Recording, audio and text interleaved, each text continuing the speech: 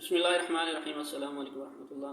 जिस तरह मैंने पिछली वीडियो में मैंने सीएनसी प्लाज्मा मशीन के बारे में डीपली मैंने बताया था कि सीएनसी प्लाज्मा मशीन क्या होती है और इसके कौन कौन से पार्ट्स होते हैं। तो अभी मज़ीद वीडियोस भी मैं उसके ऊपर बनाऊंगा, लेकिन अभी आज की ये एक खुसूसी वीडियो है, ये सीएनसी प्लाज्मा मशीन के ट्रबल शूटिंग के बारे में। ये एक्चुअली हमने इंस्टॉल की थी। तो इसमें अभी ये एक सर्विस कॉल है कि इनकी मशीन जो है जब एस काटते हैं तो ओके बिल्कुल कटिंग सही कर रही है, एलुमिनियम भी सही काट रही है, लेकिन जब एमएस काटते हैं तो उसमें प्रॉब्लम आ रही है। कुछ एमएम काट के वो मशीन बंद हो जाती है, एरर दे देती है। तो इसका ये एक सिंपल सी चीज़ है कि यहाँ से आइडिया हो रहा है कि इसमें प्रॉब्लम क्या है। लेकिन यहाँ पे एक और चीज़ मैं आपको बताता चलूँ कि देखें, जो भी फील्ड सर्विस के रिलेटेड जो भी बंदे देख रहे हैं उनके लिए एक मैं टिप बताता चलूँ कि जब भी आप किसी भी इक्विपमेंट का कोई भी इक्विपमेंट छोटे से छोटा या बड़े से बड़ा इक्विपमेंट में ट्रबल शूटिंग करना चाहते हैं या करने के लिए जाते हैं, तो कुछ चीज़ें जो है वो जहन में रखें। हमेशा सबसे पहले जाते साथ ही जो प्रॉब्लम है उसके सॉल्यूशन की तरफ मत जाएं कि मैं फ़ौरन इसको रिजॉल्व कर दूं, क्योंकि सबसे पहले क्योंकि इसका जो बेसिक चीज़ एक ट्रबल शूटिंग डिफरेंट है, उसका सॉल्यूशन डिफरेंट है। अगर एकदम से जाके आप सॉल्यूशन की तरफ जाओगे तो आप उस चीज़ आपको टाइम भी ज़्यादा लगेगा और आपको वो प्रॉब्लम एक बार दुरुस्त भी कर लोगे फिर दोबारा से आ जाएगी। सबसे पहले आपने क्या करना है कि ट्रबल शूटिंग करनी है। उस जो प्रॉब्लम आ रही है सबसे पहले उस प्रॉब्लम को फाइंड आउट करना है कि वो प्रॉब्लम क्या है। दूसरी चीज़, जब आप उसको फाइंड आउट कर लोगे कि प्रॉब्लम क्या हो रहा है, तो उसके बाद इसको उसके फैक्टर देखने हैं कि ये प्रॉब्लम आने की वजह क्या है। उसके बाद जब अगर ये दोनों चीज़ें आप कर लोगे तो उसके बाद फिर जब दोनों फैक्टर्स भी कर लोगे तो उसके बाद जब उसके सॉल्यूशन की तरफ आप जाओगे तो उस तरह वो प्रॉब्लम दोबारा से जनरेट नहीं होती। जिस तरह अगर मैं फर्क करूँ आपको सिंपल में एग्जांपल दूँ, अगर फर्क करो आपका एक रूम जो लाइट होता है वो अगर ख़राब हो जाता है तो आपके जहन में सबसे पहले क्या आता है कि आप कहते हो शायद मे भी बल्ब ख़राब हो गया। आप मार्केट में जाते हो, सब बल्ब ले आते हो, आगे चेंज करते हो तो बल्ब तो फिर भी नहीं जलता। फिर सोचते हो सकता है होल्डर में प्रॉब्लम है। फिर होल्डर आप जाते हो, होल्डर लाते हो, होल्डर भी चेंज कर देते हो, फिर होल्डर में भी फिर भी लाइट नहीं जलती। फिर आप देखते हो सकता है पीछे बटन में प्रॉब्लम है, आप बटन भी चेंज कर देते हो, फिर भी कुछ नहीं होता। आपने तीनों चीज़ें बारी बारी चेक कर ली और प्रॉब्लम कहाँ पे थी। जब आपने सारी चीज़ें चेक की ना, प्रॉब्लम कहाँ पे थी, जो आपकी वायर जा रही थी उसमें प्रॉब्लम हो रही थी। तो इसलिए सबसे पहले जब भी सिंपल जब आपका बल्ब ख़राब हुआ था उसी वक्त सिंपल आपने क्या करना था, आपने सारी चीज़ें आपने बल्ब चेक करना था। सबसे पहले उसमें वोल्टेज चेक करने थे, आ रहे हैं या नहीं आ रहे, वहीं पे आपकी ये प्रॉब्लम पता चल जानी थी। अगर आ रहे थे तो उसका आपका बटन ठीक था, सब ठीक थे, सिंपल सी ट्रिक थी। अगर नहीं था तो फिर उसके बाद फिर बारी बारी होल्डर आप चेक करते, होल्डर में, बटन में, ये सारी चीज़ें सबसे पहले एक ही बार ट्रबल शूट करके उसका फॉल्ट फाइंड आउट करके उसके बाद आपने सोल्यूशन की तरफ जाना था। अगर इसी तरह आपने बगैर स्टेप बाय स्टेप करके आपने होल्डर भी नया परचेज कर लिया, बल्ब भी नया ले लिया, बटन भी ले लिया, तो इसमें आपकी कॉस्ट भी बढ़ गई, आपका टाइम भी बढ़ गया। आपने पहले ही एक ही बार 2 मिनट के बजाय 5 मिनट लगा कर ये प्रॉब्लम डायग्नोस कर लिया होता तो आपको पता चलता ये मेरी केबल में प्रॉब्लम है, कहीं पे लूज कनेक्शन है या केबल कटी हुई है, या जो एक्चुअल प्रॉब्लम थी वो आपको पता चल जानी थी।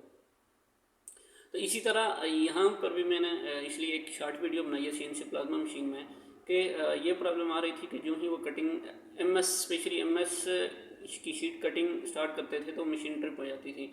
तो हमने जब जो विज़िट किया तो जाकर जब देखा उसको, सबसे पहले हमने सारे फैक्टर्स देखे तो हमें जो प्रॉब्लम थी वो प्रॉब्लम फाइंड आउट हो गई। तो उसमें आपको बताता चलूँ, जब जाके हमने टार्च को चलाकर चेक किया तो उसमें डायरेक्टली थोड़ी सी कुछ आप आगे वीडियो में आपको डिटेल के साथ दिखाऊंगा, लेकिन यहाँ पे मैं क्विक थ्रू बताता चलूँ। जो ही हमने ऑपरेटिंग कमांड दी, टार्च ने अपना इनिशियल जो है कटिंग हाइट सेंस करके अपने कटिंग स्टार्ट की, पियर्सिंग के बाद कटिंग स्टार्ट की, 2-3 mm तक जाके वो बंद हो गई। उसके बाद सीएनसी में हमने एरर चेक किया, सीएनसी में कोई एरर नहीं था। फिर प्लाज्मा सोर्स में गए, प्लाज्मा सोर्स की जो डिस्प्ले थी वो पीजीसी, उसमें जब चेक किया तो उसमें भी जो नेकेड आई से प्रॉब्लम्स नहीं मालूम हो रही थी। तो फिर हमने क्या किया कि मोबाइल से स्क्रीन की वीडियो बनाई और वीडियो बनाकर एक पूरा जो है उसके 1-2 ऑपरेशन किए, स्टार्ट कमांड देकर जब मशीन ट्रिप हुई। उसके बाद हमने वीडियो को स्लो मोशन में चला के चेक किया तो हमें प्रॉब्लम पता चली कि जो ही हम कटिंग स्टार्ट करते थे तो जो ही एक जो इनलेट प्रेशर था ऑक्सीजन का, क्योंकि एमएस में एयर, कंप्रेस्ड एयर और ऑक्सीजन यूज़ होती है, कंप्रेस्ड ऑक्सीजन, तो ऑक्सीजन का जो प्रेशर था वो लो हो रहा था। तो ऑक्सीजन के लिए हमने उसमें फिर दो प्रॉब्लम थी। हो सकता था कि जो गैस मिक्सर है पीजीवी, जो गैस कंट्रोलर है, वो प्रॉब्लम कर रहा हो। लेकिन उससे पहले, क्योंकि वो एक कॉम्प्लिकेटेड काम था, उससे पहले जो हमें क्रीबी फैक्टर से जहाँ से गैस का सोर्स आ रहा था वो चेक करना था। और गैस आ रही थी जो गैसेस के क्लस्टर होते हैं उनमें से। गैसेस के क्लस्टर क्या होते हैं कि जो डिफरेंट ये जो कंप्रेस्ड गैसेस आती हैं ये सिलेंडर्स में आती हैं। सिंगल सिलेंडर के सिलेंडर कहते हैं, जहाँ पे मुख्तलिफ 3, 5, 7 या 9 सिलेंडर का जमा करके एक बल्क बना दिया जाता है, उसको क्लस्टर कहते हैं। क्लस्टर का में भी क्लस्टर में ऑक्सीजन का प्रेशर कम हो गया, लेकिन जब चेक किया तो ऑक्सीजन का प्रेशर ओके था। उसके बाद फिर जो बीच में चीज़ लगी थी वो रेगुलेटर था, और रेगुलेटर के साथ NRV फ्लैशबैक अरेस्टर था।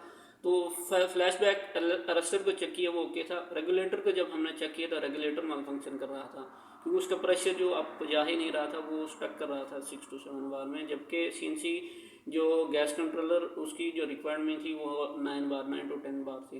तो यूँ प्रॉब्लम हमें डायग्नोस हो गया। तो हमने क्या किया कि क्योंकि जो फैक्टर्स हमने सब देखे, प्रॉब्लम डायग्नोस किया, सबसे पहले प्रॉब्लम कहाँ पे, फिर उसकी तरफ रिवर्स इंजीनियरिंग करके हमने एक एक चीज़ चेक की। यूँ हमने जो प्रॉब्लम डायग्नोस करके उसके बाद फिर जब रेगुलेटर को चेंज करवाया तो प्रॉब्लम सॉल्व हो गई। तो अब आगे आप इस वीडियो में आप जो है इसको डीपली तौर पे आप देख सकते हो कि कैसे हमने किया। इसमें वीडियोस में क्लिप्स हैं, वीडियो इतनी क्लियर नहीं है, लेकिन सीखने और समझने के लिए बहुत ही अच्छा रहेगा। प्लाज्मा कटिंग में प्रॉब्लम ये है कि जब इसमें MS शीट के ऊपर कटिंग स्टार्ट करते हैं तो यूँ ही कटिंग स्टार्ट होती है तो कटिंग कुछ सेकंड के बाद जो है कटिंग का आर्क है वो फ्लेम जो है वो बंद हो जाता है। और सबसे पहले हमने प्लाज्मा सोर्स, PGV, PGC और उसकी जो PGC की डिस्प्ले में कंप्लीट सारी सेटिंग्स चेक की, और जो सेटिंग सही नहीं थी उसको एक्यूरेट किया, और जो इनलेट प्रेशर थे वो चेक किए, वो सब एक्यूरेट थे।